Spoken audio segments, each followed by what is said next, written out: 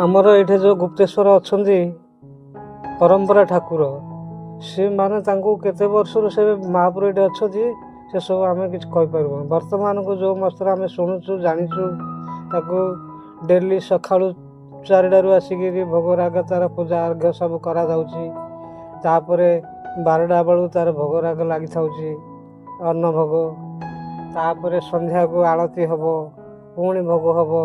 ଭୋଗ ହେଇକିରି ସେସବୁ ଜିନିଷ ମାନେ 8ଟା ବେଳକୁ ଆଉଥରେ ମହାପ୍ରଭୁଙ୍କର ଚାବି ବନ୍ଦ କରିକିରି ପୂଜାରୀ ପଳେଇବେ। ଦୁର୍ଗା ଅଛନ୍ତି କନକ ଦୁର୍ଗା, ସିଏ ହେଉଛି ଆମର ଏଠିର ଘନିଷ୍ଠ ସମସ୍ତଙ୍କର। ଯାହାର ଛୁଆଟି ଜନ୍ମ ହେଲା ସିଏ ପୁଅଟି ଜନ୍ମ ହେଲେ ଗୋଟେ ମାନସିକ କରିକିରି ଗୋଟେ ବୋଧା ହଉ ନହେଲେ କୁକୁଡ଼ା ବଳି ହଉ କହିଲେ ଗୋଟେ ବଳି ମାରିକିରି ସେ ପିଲାର ବାଳ କଢ଼ଉଛନ୍ତି। ଏଠି ବାଳ କଢ଼େଇକିରି ସେମାନେ ତାଙ୍କ ପିଲାର ପଞ୍ଚାମୃତ କରିକିରି ଦୁର୍ଗାଙ୍କୁ ସାନ୍ତ୍ୱନା କରିକିରି ଶାଢ଼ୀ କାଚ ଯାହା ବିଭିନ୍ନ ପ୍ରକାର ତାକୁ ଦେଇକିରି ସେସବୁ ଜିନିଷ କରିକିରି ପିଲାମାନଙ୍କର ବାଳ କଢ଼େଇକି ଯାଉଛନ୍ତି। ଆଉ ମା ମଧ୍ୟ ହେଲେ ଚାହିଁଲେ ଯେଉଁଟା କରିବା କଥା କରୁଛି। ତା'ର ଅଷ୍ଟମୀ ପର୍ବ ଲାଗିଛି।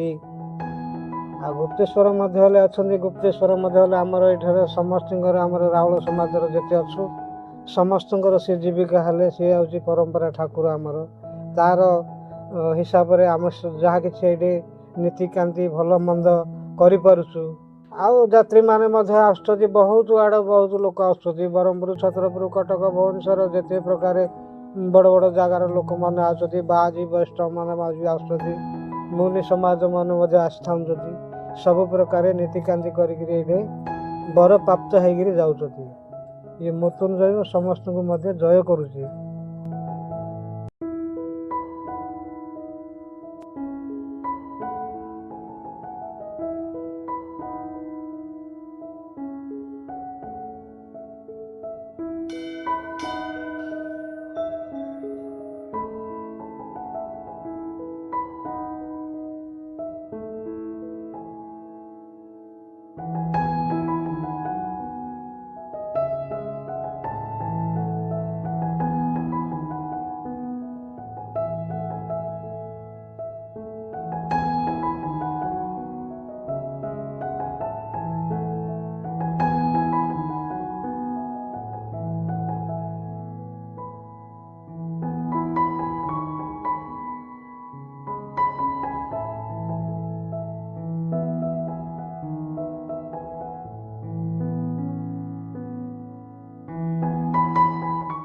ଇଏ ହେଉଛି ଦ୍ରୌପଦୀ ମାଙ୍କର କୁଣ୍ଡ।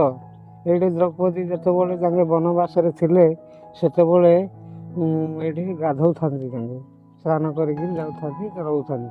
ଗୁପ୍ତରେ ଥିଲେ। ଏଠି ହେଉଛି ଗୁପ୍ତେଶ୍ୱର। ଗୁପ୍ତ ବନବାସରେ ତାଙ୍କେ ଏଠି ଗୁପ୍ତରେ ଲୁକିକିରି ଥିଲେ। ଲୁକିକିରି ଥିଲା ପରେ ସେଇଠୁ ଗୋଟେ ଅଶୁଭ କାଉ ଯେତେବେଳେ ରଡ଼ିଲା ସେ ଆବାଜ ବାଜିକିରି ସେ ମା ତାଙ୍କେ ପଳେଇଲେ ପୁରୀ।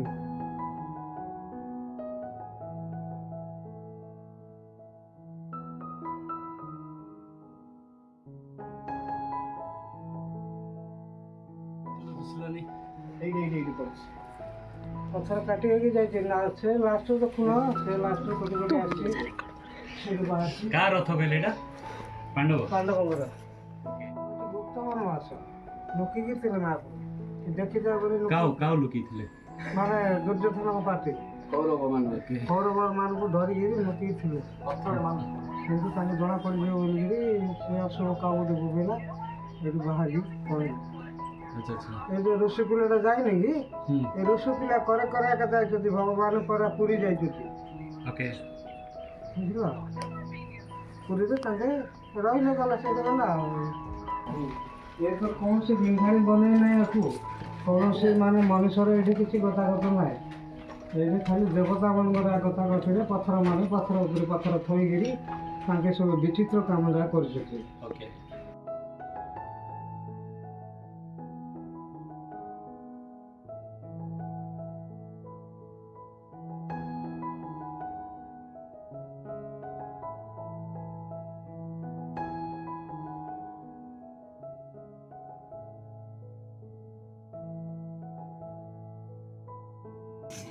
ଡେଲି ପୂଜା ହଉଛି ନା ଏଠି?